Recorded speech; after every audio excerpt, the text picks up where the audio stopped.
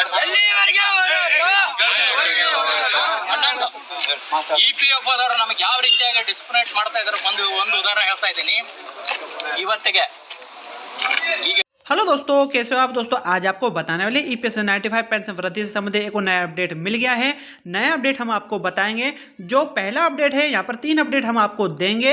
जो पहला अपडेट निकल कर आ रहा है वह है कर्नाटका से निकल कर आ रहा है, ठीक है। तो कर्नाटका से जो अपडेट निकल कर आ रहा है, EPFO कार्यालय में जाकर कर्नाटका के जो EPS 95 पेंशन वृद्धि से संबंधित जो भी सदस्य जुड़े हुए हैं, NSE से जुड़े हुए हैं, उन्होंने यहाँ पर ज्ञापन सौंपा है। ज्ञापन जो उच्च अधिकारी है EPFO का, उनको यहाँ पर ज्ञापन सौंपा है और पेंशन बढ़ोतरी की मांग को लेकर यहां पर उन्होंने कहा है। तो दोस्तों आपको दिखाते हैं, वीडियो के माध्यम से भी समझाएंगे। बस आपसे छोटी सी रिक्वेस्ट है, तीनों अपडेट आप देख कर जाना। और आपसे रिक्वेस्ट है कि चैनल पर नए हो ना तो प्लीज चैनल को अभी से सब्सक्राइब जरूर कर लेना, क्योंकि हम EPS 95 पेंशन वृद्धि संबंधित सभी छोटे बड़े अपडेट जो भी मिलते हैं वह हम आपके साथ वीडियो के माध्यम से शेयर करते हैं। EPF ಅವರು ನಮಗೆ ಯಾವ ರೀತಿಯಾಗಿ ಡಿಸ್ಕ್ರಿಮಿನೇಟ್ ಮಾಡ್ತಾ ಇದ್ದಾರೆ ಒಂದು ಉದಾಹರಣೆ ಹೇಳ್ತಾ ಇದ್ದೀನಿ ಇವತ್ತಿಗೆ। ಈಗ elected members MP ಗಳಾಗಿರ್ಬೋದು, MLA ಗಳಾಗಿರ್ಬೋದು, MLC minister ಅವರು 5 ವರ್ಷ ಮಾಡಿದ ತಕ್ಷಣ ಪೆನ್ಷನ್ಗೆ ಎಲಿಜಿಬಲ್ ಆಗ್ತಾರೆ। ಅವರೇನು ಅವರು ಶಿವಾವಧಿಯಲ್ಲಿ ಅವ್ರದ್ದು ಏನು ಇದನ್ನು ಸ್ಯಾಲರಿದಲ್ಲಿ ಕಾಂಟ್ರಿಬ್ಯೂಷನ್ ಇರೋಲ್ಲ, ಇನ್ನೊಂದು ಇರೋದಿಲ್ಲ। ಅವರು 3-4 ಪೆನ್ಷನ್ಗಳು ತೆಗೆದುಕೊಳ್ತಾ ಇದ್ದಾರೆ। ಸೊ ಒಂದು, ಎರಡನೇದಾಗಿ ರಾಜ್ಯ ಸರ್ಕಾರ ಮತ್ತು ಕೇಂದ್ರ ಸರ್ಕಾರದ ನೌಕರರಿಗೆ ಪೆನ್ಷನ್ ಜಾರಿ ಮಾಡಿದ್ರು, ಅದು 2006ರಿಂದ ರಾಜ್ಯ ಸರ್ಕಾರಗಳಲ್ಲಿ ಇದಾಗಿದೆ, ಪೆನ್ಷನ್ ಸ್ಟಾಪ್ ಆಗಿದೆ। ಮೊನ್ನೆ ಕೇಂದ್ರ ಸರ್ಕಾರದಿಂದ ಮೊನ್ನೆ ಯೂನಿಫೈಡ್ ಪೆನ್ಷನ್ ಸ್ಕೀಮ್ ಅಂತ ಮಾಡ್ಯಾರ। ಯೂನಿಫೈಡ್ ಪೆನ್ಷನ್ ಸ್ಕೀಮ್ ಅಂದ್ರೆ ನಮ್ಮ ಹಂಗೆ PF ಅಮೌಂಟ್ ಅನ್ನು ಕಟ್ಟಿಬಿಟ್ಟು ನಮ್ಮ ಕಾಂಟ್ರಿಬ್ಯೂಷನ್ ಅಮೌಂಟ್ ನಮಗೆ ಕೊಡೋದಲ್ಲ, ಅವ್ರದ್ದು ಏನೋ ಕಾಂಟ್ರಿಬ್ಯೂಷನ್ ಇಲ್ಲ, ಸರ್ಕಾರನೇ ಅವರಿಗೆ ನಿವೃತ್ತ ಆದ್ಮೇಲೆ ಅವರು ಬೇಸಿಕ್ ಇದ್ರ ಮೇಲೆ 50% ಇದು ಕೊಡ್ತಾ ಇದೆ। ಸೊ ಇಷ್ಟೆಲ್ಲಾನು ಇದು ಮಾಡಿದ್ರು ಕೂಡ ಈ ನಮಗೆ ಯಾಕೆ ಮಲ್ತಾ ಇದ್ದವ್ರನ್ನೇ, ನಾವೇನು ಪಿಂಚಣಿ ನಿಮಗೆ ನಾವೇನು ಬೆಗ್ ಮಾಡ್ತಾ ಇಲ್ಲ, ಪಿಂಚಣಿ ನಮ್ಮ ಹಕ್ಕು, ಅದು ಪಿಂಚಣಿ ನಮ್ಮ ಹಕ್ಕು, ನಮ್ಮ ಹಕ್ಕಿನ ಬಗ್ಗೆ ಕೇಳ್ತಾ ಇದ್ದೀವಿ। ಸೊ ಅದಕ್ಕೆ ನಾವು ಕೇಳೋದಿಷ್ಟೇ, ನಮಗೇನು ಅನ್ಯಾಯ ಆಗಿದೆ ಈ ಅನ್ಯಾಯವನ್ನು ಸರಿಪಡಿಸಿ ಈ ನಮ್ಮ ಕಾರ್ಮಿಕ ಮಂತ್ರಿಗಳು, ಫೈನಾನ್ಸ್ ಮಿನಿಸ್ಟರು ಇದಕ್ಕೆ ಕಾರ್ಯಪ್ರವೃತ್ತರಾಗಿ ಕೂಡಲೇ ನಮ್ಮ ಧುರೀಣರಾದ ಮಾನ್ಯ ಅಶೋಕ್ ರಾವತ್ ಅವರು ಸಿಂಗ್ ಅವ್ರಿಗೆ ಕರೆದ್ಬಿಟ್ಟು ಒಂದು ನಮ್ಮೇನೋ ಒಂದು ಬೇಡಿಕೆ ಇದೆ ಇತ್ಯರ್ಥಪಡಿಸ್ಬೇಕಂತ ತಮ್ಮ ಈ ಒಂದು ಇದರ ಪ್ರಕಾರ ಇದರ ಮೂಲಕ ಆಗ್ರಹ ಪಡಿಸ್ತಾ।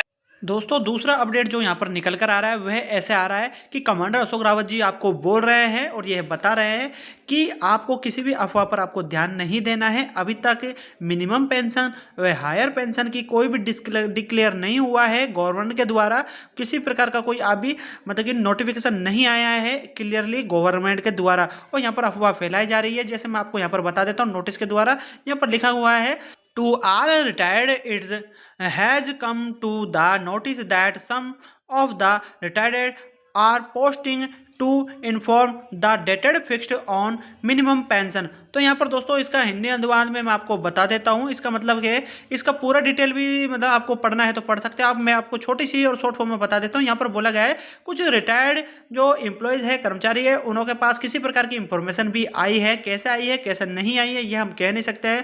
उनके द्वारा यह बताया जा रहा है कि जो सरकार है वह मान चुकी है और मिनिमम पेंशन की डेट फिक्स हो चुकी है। अब यह डेट के अनुसार आपका पैसा आपके अकाउंट तक आ जाएगा। तो यहाँ पर मैं आपको बताता हूँ, यहाँ पर आप देखिए, इसको पढ़िए।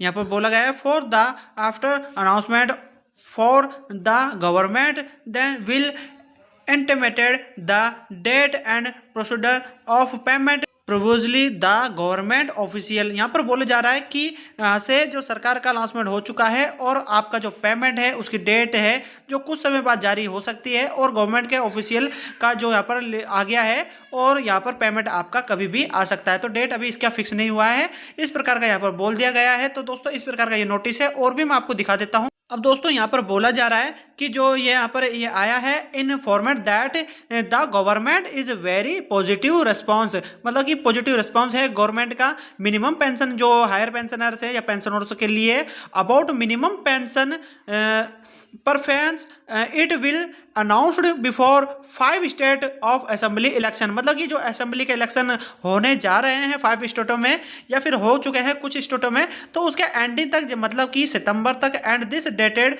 मतलब कि एंड जो सितंबर का जो लास्ट का डेट है उस तक मतलब कि and all the retired employees के द्वारा तो दोस्तों यहाँ पर मैं आपको यही बताना चाह रहा हूँ कि यहाँ पर कुछ भी नहीं है, सीधे साधा भाषा में यहाँ पर यही दिया गया है कि आपको ध्यान नहीं देना है। यहाँ पर इलेक्शनों का जोर चल रहा है, तो इलेक्शनों के जोर में यहाँ पर इसी प्रकार की अफवाहें फैलाई जा रही है कि आपका जो मिनिमम पेंशन है, हायर पेंशन है, उसकी डेट घोषित कर दी गई है गवर्नमेंट के द्वारा, और यहाँ पर पॉजिटिव सोचा है गवर्नमेंट ने, कुछ इस प्रकार के बोला गया है।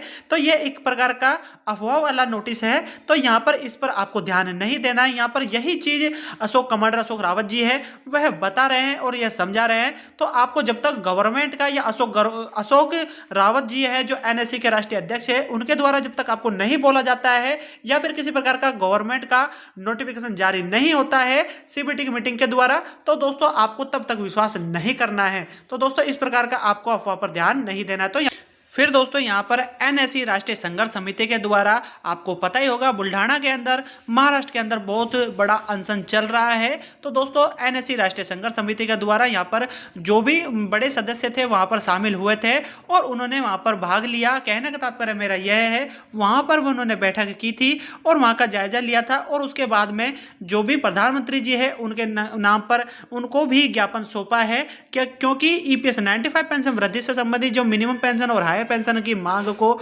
लेकर जो भी पेंशन धारक अपनी डिमांड कर रहे हैं एनएससी राष्ट्रीय संघर्ष समिति के द्वारा, उस पर जल्द से जल्द सुनवाई करें प्रधानमंत्री जी। तो यहाँ पर उनको याद दिलाने के लिए फिर से ज्ञापन सौंपा गया है। तो यहाँ पर मैं आपको दिखा देता हूँ, यहाँ पर बहुत बड़ा श्रृंखला अनशन का 2110 मतलब हम कह सकते हैं 2110वां दिन हो चुका है। यह संख्या बहुत बड़ी संख्या है। 6 वर्ष का जो अनशन पूरा कंप्लीटली कर चुका है। कुछ दिनों की संख्या ऊपर जाती है, जैसे कि 285वां दिन, और यहाँ पर 3/10/2024 हम मान सकते हैं यहाँ पर, और लिखा हुआ है। और यहाँ पर हम आपको बता देते हैं कि प्रधानमंत्री को याद दिलाने के लिए यहाँ पर बोला जा रहा है कि यहाँ पर जो अनशन है इतना हो चुका है, और आपका वादों को आप ध्यान दे रखिए कि आपने एक वादा किया था कि यहाँ पर मिनिमम पेंशन और यहाँ पर हायर पेंशन की जो आपकी बढ़ोतरी है वह जल्द से जल्द की जाएगी। तो उसको याद दिलाने के लिए प्रधानमंत्री जी को यहाँ पर ज्ञापन भी सौंपा गया है। तो दोस्तों इस प्रकार के ये जो अपडेट थे यहाँ पर ये निकल कर आ रहे थे।